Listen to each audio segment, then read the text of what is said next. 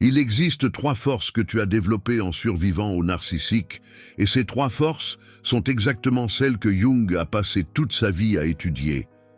Non pas comme des blessures, non pas comme des cicatrices, mais comme les fondations d'une femme que rien désormais ne pourra plus jamais détruire.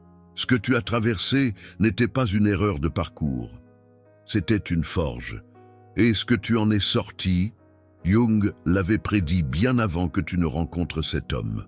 Ce que tu vas comprendre aujourd'hui va changer la manière dont tu regardes chaque moment douloureux de ces années passées. Pas pour les effacer, pas pour les minimiser, mais pour voir ce qu'ils t'ont vraiment donné. Et pour comprendre pourquoi maintenant tu es devenu quelqu'un que le narcissique ne peut plus atteindre. Ce que je veux qu'on explore ensemble, c'est quelque chose que j'aurais voulu comprendre bien plus tôt dans ma propre vie. Ces 3 forces ne sont pas des consolations. Elles ne sont pas des phrases pour te faire sentir mieux. Elles sont réelles, documentées par Jung lui-même, et elles expliquent pourquoi, après tout ce que tu as vécu, tu es aujourd'hui l'une des personnes les plus puissantes qui soient. Alors, si tu as survécu à un narcissique, si tu as traversé les années de confusion, de manipulation, d'épuisement, de doute constant, reste avec moi.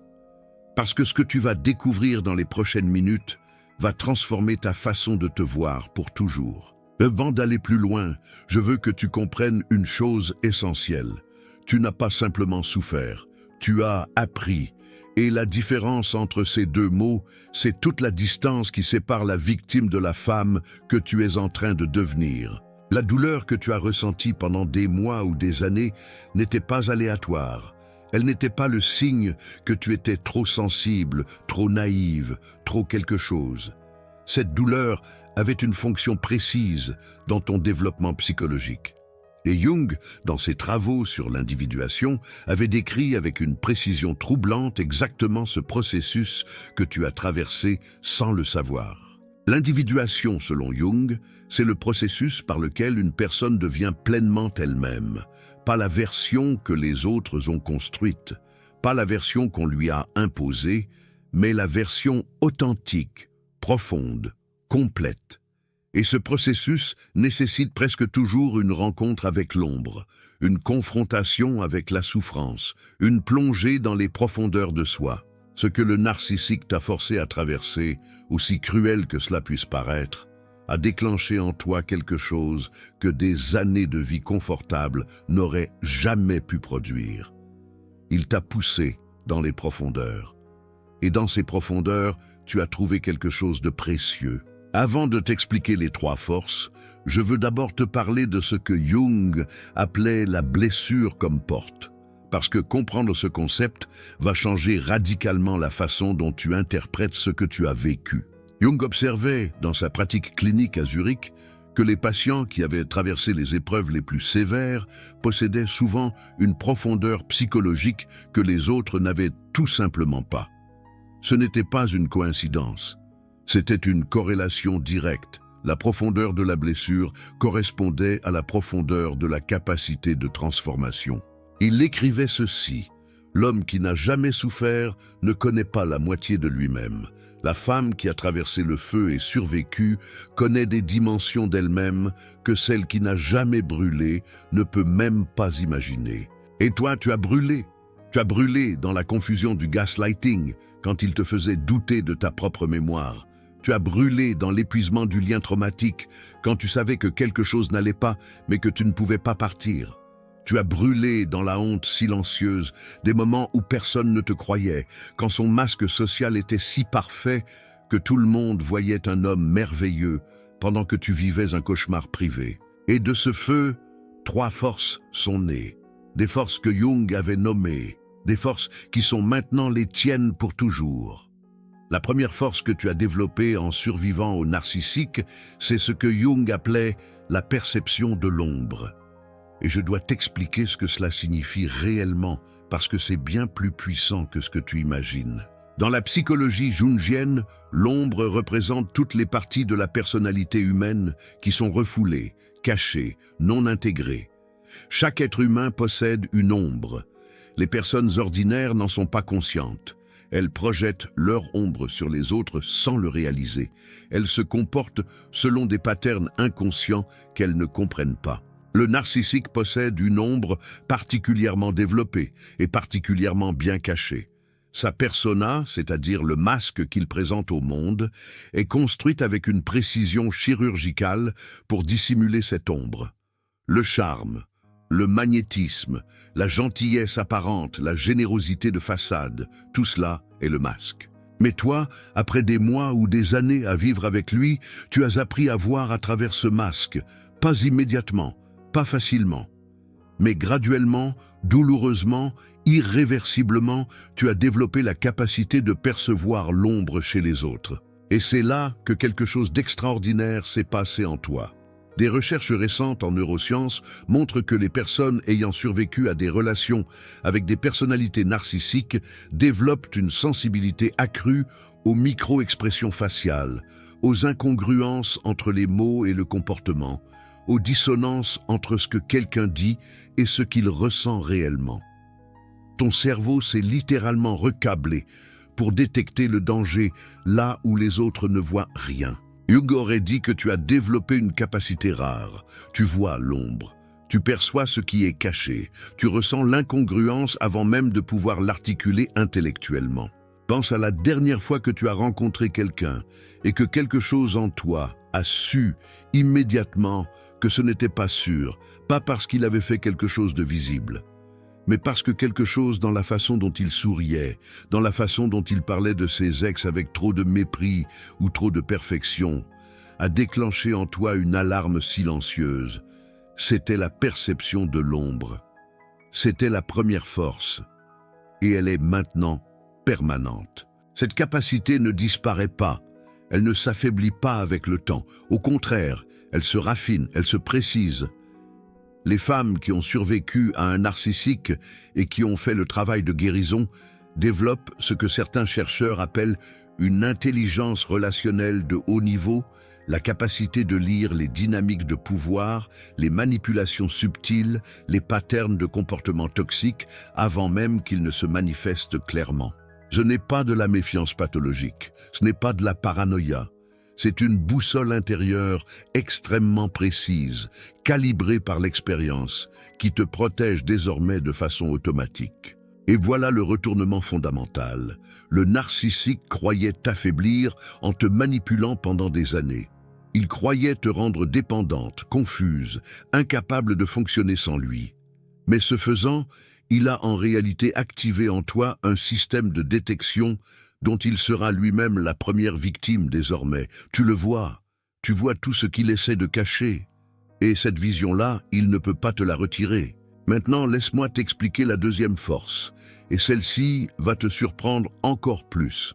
La deuxième force que tu as développée en survivant au narcissique, Jung l'appelait l'intégration du soi profond.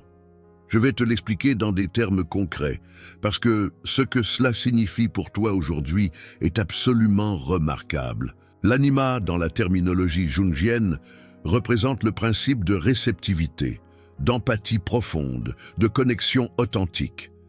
Chez une femme, c'est la connexion avec le soi profond, avec la partie de toi qui ressent, qui intuitionne, qui connecte au-delà des mots.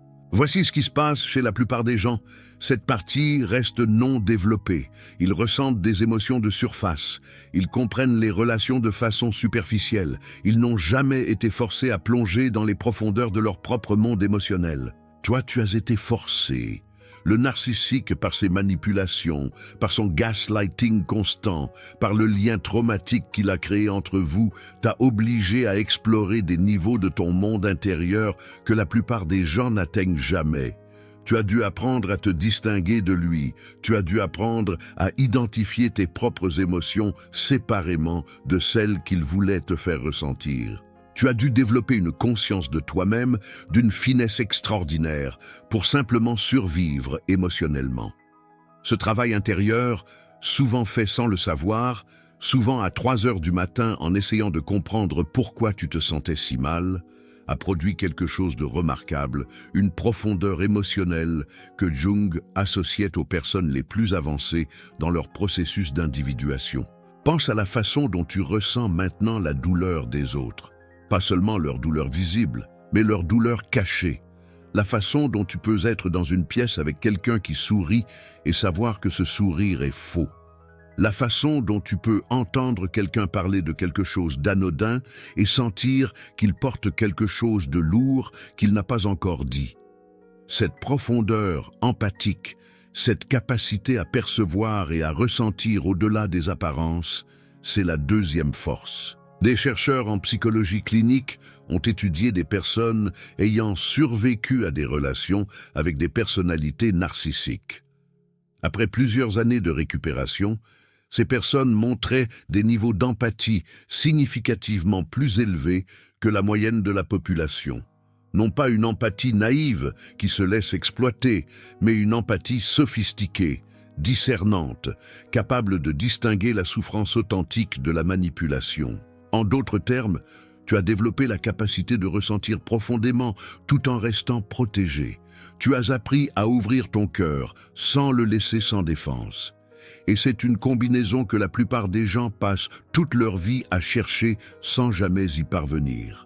Parce que tu as survécu aux liens traumatiques, parce que tu sais maintenant ce que ressent vraiment l'amour authentique versus ce que ressent la dépendance construite par la manipulation, tu as développé une sensibilité particulière à la vraie connexion.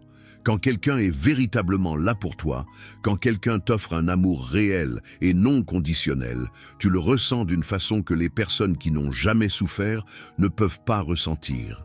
La douleur a calibré ta capacité au bonheur. Elle a rendu ton cœur plus précis.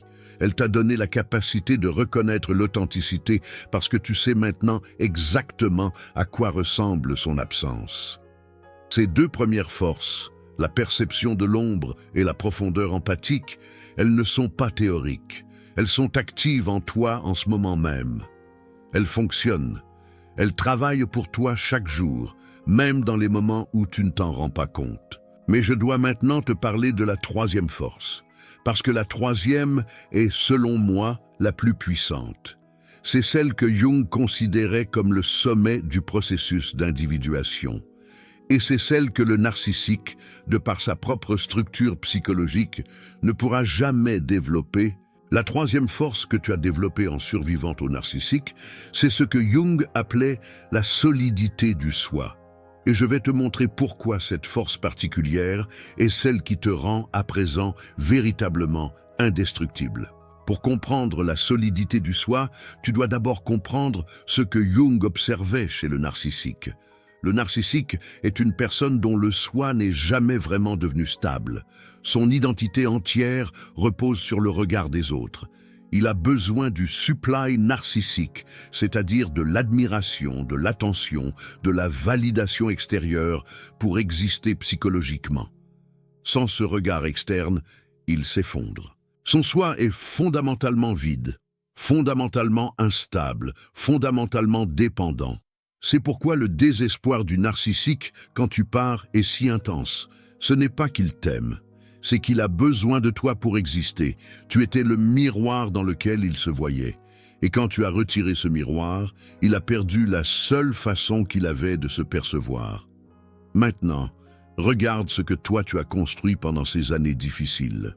Pendant qu'il cherchait désespérément à te déstabiliser, pendant qu'il utilisait le gaslighting pour effacer ta réalité, pendant qu'il recourait à la triangulation pour te faire douter de ta valeur, quelque chose d'inattendu s'est produit. Tu as commencé à chercher en toi, pas en lui, en toi. Tu as commencé à te demander « Mais qui suis-je vraiment? Qu'est-ce que je ressens vraiment? Qu'est-ce que je veux vraiment ?» Ces questions posées dans la douleur, dans les larmes, dans les nuits sans sommeil, étaient exactement les questions que Jung prescrivait à ses patients comme point de départ de l'individuation. La confrontation avec soi-même, le retour à soi après s'être perdu dans le regard de l'autre. Et parce que tu as été forcé à poser ces questions avec une urgence existentielle que peu de gens connaissent, les réponses que tu as trouvées ont une profondeur et une solidité extraordinaires. Le soi que tu as construit pendant et après cette relation, ce soi n'est pas basé sur l'approbation de quelqu'un d'autre. Il n'est pas basé sur ce qu'il pensait de toi. Il n'est pas basé sur ce que les Flying Monkeys racontaient sur ton compte. Il est basé sur ce que tu as découvert de toi-même dans les profondeurs de ta propre douleur. Et un soi construit dans ces conditions-là est un soi qui ne peut plus être ébranlé par les jugements extérieurs. Voilà pourquoi quand tu entends aujourd'hui quelqu'un essayer de minimiser ce que tu as vécu, quelque chose en toi reste stable. Pas parce que tu ne ressens plus rien, mais parce que tu sais ce que tu as traversé, tu sais qui tu es. Et cette connaissance-là est ancrée dans quelque chose de si profond que personne ne peut la déloger. Jung disait que la vraie liberté ne vient pas de l'absence de contraintes extérieures, elle vient de la solidité du rapport à soi-même. Une personne dont le soi est stable peut traverser les tempêtes les plus violentes sans perdre son centre. Et toi, tu as développé ce centre. Tu l'as construit, brique par brique, dans l'une des conditions les plus difficiles qui soient. Laisse-moi te donner un exemple qui va rendre tout cela concret. Marie avait 47 ans quand elle est venue me voir. Elle avait passé 16 ans avec un homme que tout le monde admirait, brillant, charismatique, généreux en société. En privé, il était différent. Les critiques incessantes, les silences punis, la façon dont il retournait chaque argument pour en faire sa faute à elle, la façon dont il lui faisait croire que sans lui, elle ne serait rien. Quand elle est finalement partie, après une période de rupture et de réconciliation caractéristique du cycle du hoovering, elle pensait qu'elle était cassée. Elle avait peur de ne jamais retrouver qui elle était avant lui. En fait, elle ne savait même plus qui elle était avant lui. Ce que nous avons découvert ensemble, c'est que cette femme, qui croyait avoir tout perdu, possédait en réalité des ressources psychologiques exceptionnelles. Elle percevait les dynamiques relationnelles avec une précision que ses amis ne comprenaient pas. Elle ressentait la douleur des autres avec une empathie si profonde qu'elle était devenue une confidente naturelle pour tous ceux qui souffrent. Et elle avait développé une clarté sur ses propres valeurs, d'une précision que très peu de personnes atteignent. Ce n'était pas malgré ce qu'elle avait traversé, c'était précisément grâce à ce qu'elle avait traversé. Jung aurait reconnu en elle le profil d'une femme en plein processus d'individuation avancée, une femme qui, sans le savoir, avait traversé exactement le type d'épreuve que l'inconscient collectif utilise pour forcer la croissance psychologique. Et maintenant, je veux revenir à toi, parce que c'est toi qui comptes dans cette conversation. Tu as peut-être l'impression parfois que ces années difficiles t'ont laissé une dette, comme si tu devais encore quelque chose à cette douleur, comme si les cicatrices que tu portes étaient de la preuve de quelque chose que tu aurais fait de travers. Je veux te dire quelque chose d'important. Ce n'est pas une dette, c'est un capital. Les trois forces que tu as développées, la perception de l'ombre, la profondeur empathique et la solidité du soi, ne sont pas des consolations prises. Ce sont des capacités psychologiques réelles, mesurables, permanentes, qui te placent aujourd'hui dans une catégorie que Jung réservait à ceux qui ont accompli leur individuation. Et voici ce que le narcissique, lui, n'aura jamais. Il n'aura jamais la perception de l'ombre, parce qu'il ne peut pas voir sa propre ombre. Sa psychologie tout entière est organisée autour de la nier. Il projette son ombre sur les autres. Il accuse les autres d'avoir les défauts qui sont les siens. Cette incapacité le rend définitivement aveugle à une dimension entière de la réalité. Il n'aura jamais la profondeur empathique, parce que le narcissisme, dans sa structure même, est une incapacité à réellement ressentir la réalité de l'autre. Il peut simuler l'empathie avec une précision troublante quand cela l'arrange. Mais il ne peut pas la vivre de l'intérieur. Cette capacité-là lui est structurellement inaccessible. Et il n'aura jamais la solidité du soi, parce que son soi entier dépend du regard extérieur. Chaque critique le détruit un peu, chaque signe d'indifférence de ta part le désintègre. Chaque preuve de ton bonheur sans lui est pour lui une blessure narcissique qu'il ne peut pas encaisser sans réagir. Il est constamment vulnérable, constamment en besoin. Et cette vulnérabilité-là, il ne peut pas la surmonter, parce qu'il ne peut pas faire le travail intérieur nécessaire pour cela. Toi, tu l'as fait. Lui, il ne peut pas. Et c'est là le retournement définitif de toute cette histoire. Tu pensais être la personne fragile dans cette relation. Tu pensais être celle qui avait besoin de lui. Tu pensais qu'il était fort et toi faible. C'était exactement ce qu'il voulait que tu crois. C'était le cœur de sa manipulation. La réalité, telle que Jung nous permet de la voir, c'est l'inverse. C'était lui le fragile. C'était lui qui avait besoin de toi pour exister. C'était lui dont l'identité entière s'effondrait sans le miroir que tu lui tendais. Et toi, en survivant à tout cela, en te reconstruisant, en développant ces trois forces, tu as démontré une solidité psychologique qui lui est définitivement inaccessible. Il y a un moment précis dans le processus de guérison que de nombreuses femmes décrivent de la même façon. C'est le moment où tu réalises que tu ne veux plus sa validation. Pas parce que tu es en colère contre lui, pas parce que tu essaies de te prouver quelque chose, mais parce que tu as trouvé en toi quelque chose de si stable que son opinion t'est devenue véritablement indifférente. Ce moment-là, Jung l'appelait l'émergence du soi authentique, et il disait que c'était le moment où une personne cesse d'être définie par ses relations et commence à être définie par sa propre substance. Ce moment peut venir tôt ou tard. Pour certaines femmes, il arrive après quelques mois. Pour d'autres, il faut des années. Mais il arrive toujours, chez celles qui font le travail. Et quand il arrive, il est irréversible. Tu le reconnais peut-être déjà dans ta propre vie, dans la façon dont tu parles de cette relation aujourd'hui versus la façon dont tu en parlais il y a 1 an. Dans la façon dont certaines choses qui te blessaient profondément avant ne t'atteignent plus de la même façon. Ce n'est pas de l'indifférence, ce n'est pas de l'anesthésie, c'est la solidité du soi, c'est la troisième force qui travaille. Parce que voici ce que beaucoup de gens ne comprennent pas sur le processus d'individuation selon Jung.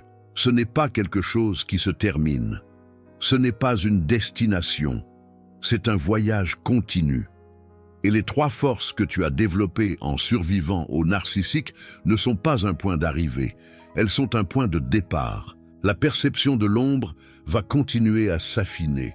Tu deviendras de plus en plus capable de choisir des relations authentiques, de reconnaître les personnes qui te nourrissent véritablement, d'éviter les dynamiques toxiques avant même qu'elles ne commencent à te blesser. La profondeur empathique va continuer à s'approfondir, non pas dans le sens d'une empathie naïve qui te rend vulnérable à l'exploitation, mais dans le sens d'une empathie sage, qui distingue, qui discerne, qui choisit où et comment elle s'investit. Et la solidité du soi va continuer à se consolider. Chaque fois que tu choisis toi-même, chaque fois que tu poses une limite, chaque fois que tu refuses de te plier pour quelqu'un qui ne mérite pas ta flexibilité, chaque fois que tu t'accordes la permission d'être exactement qui tu es, sans excuse, sans cette ancienne habitude de te rapetisser pour que quelqu'un d'autre se sente plus grand. Chaque fois que tu fais tout cela, cette solidité se renforce. Ce que le narcissique voulait, c'était te garder petite, te garder dans le doute, te garder dans la dépendance. Parce qu'une femme dans le doute est une femme manipulable. Une femme qui ne se connaît pas est une femme qu'on peut façonner selon ses besoins. Ce que tu es devenu après lui, c'est l'exact opposé de ce qu'il voulait. Ton bonheur est hors de sa portée, ta croissance est hors de sa portée, ton soi est hors de sa portée. Beaucoup de femmes qui ont survécu à un narcissique arrivent avec une peur légitime. Vais-je attirer la même chose encore? Vais-je répéter le même schéma? Cette peur est compréhensible. Mais voici ce que les trois forces changent dans cette équation. Avant, tu attirais le narcissique parce que ton soi n'était pas encore stable.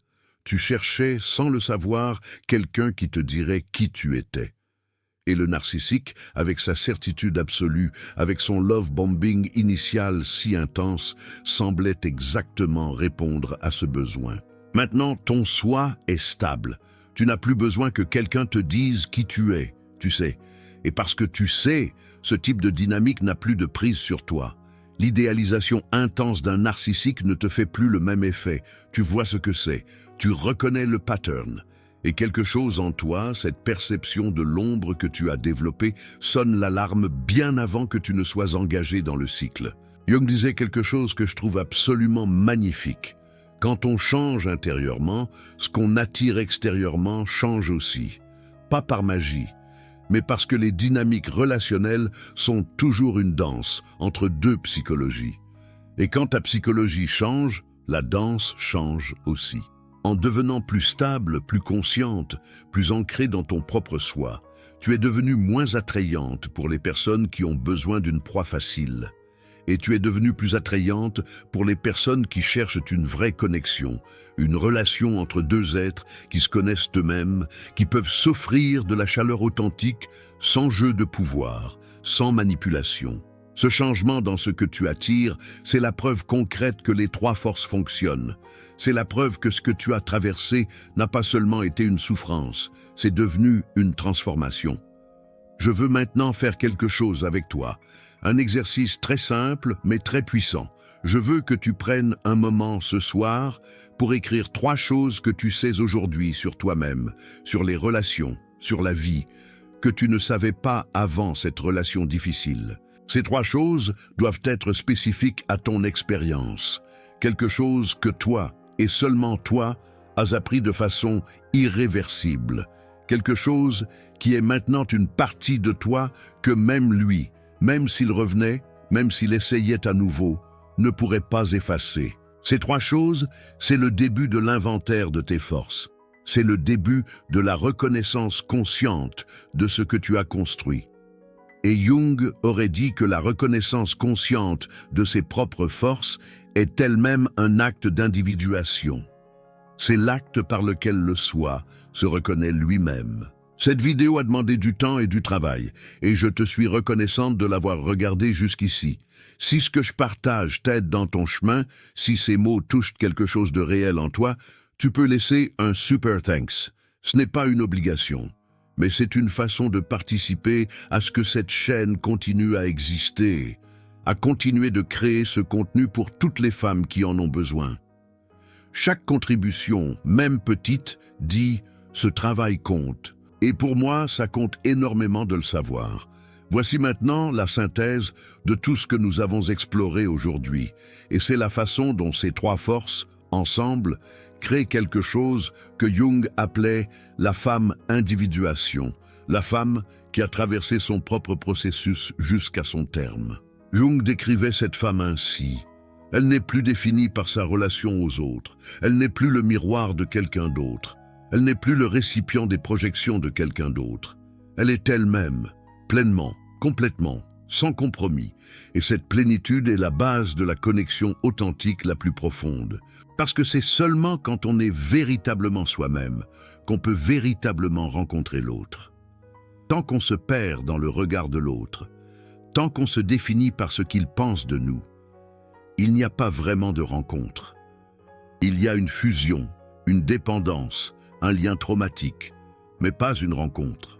La vraie rencontre entre 2 personnes se fait entre 2 soi stables, 2 personnes qui savent qui elles sont, qui peuvent s'offrir de la chaleur sans perdre leur propre centre, qui peuvent être vulnérables sans être en danger. Ce type de relation-là, tu es maintenant capable de le vivre. Lui, il ne l'a jamais été, et il ne le sera jamais. Et c'est peut-être la réalité la plus triste de toute cette histoire. Le narcissique ne connaîtra jamais ce que c'est d'être véritablement aimé. Pas parce que personne ne voudrait l'aimer, mais parce qu'il ne peut pas recevoir l'amour. Il ne peut recevoir que le supply, l'admiration, la validation. Mais l'amour vrai, qui accepte la totalité d'une personne, qui s'approfondit avec le temps, cet amour-là, sa structure psychologique l'empêche de le recevoir. Il passera sa vie à chercher le prochain supply, la prochaine personne qui le regardera avec admiration.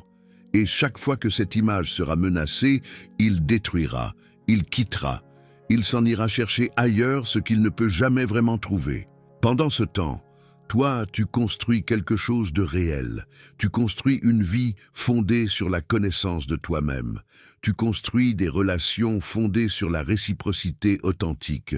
Tu construis un avenir dans lequel ce que tu offres et ce que tu reçois sont en équilibre. Ce que Jung avait prédit, c'est que les personnes qui traversent l'épreuve de l'individuation, qui font le travail difficile de se connaître vraiment, de confronter leur ombre, d'intégrer leurs blessures, deviennent les personnes les plus vivantes, les plus authentiques, les plus capables d'amour réel.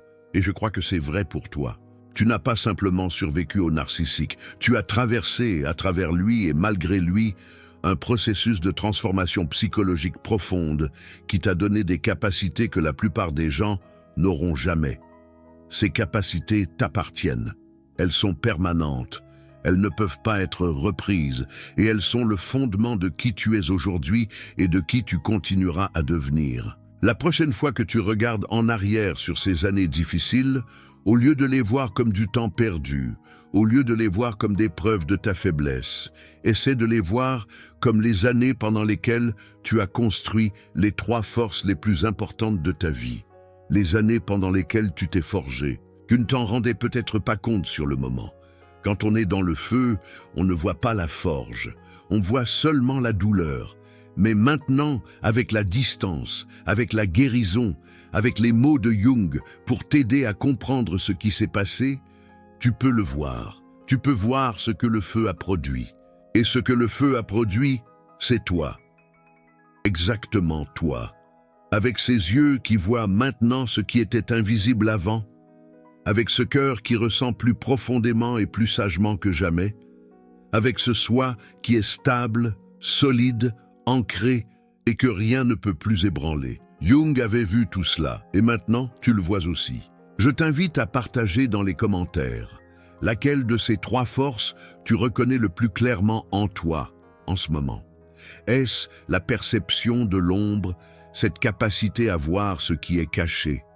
Est-ce la profondeur empathique, cette façon de ressentir plus intensément et plus sagement? Ou est-ce la solidité du soi, ce sentiment de savoir qui tu es d'une façon que rien ne peut plus menacer? Dis-moi, parce que ta réponse m'aide à comprendre ce dont tu as le plus besoin, et cela guide ce que je crée pour toi.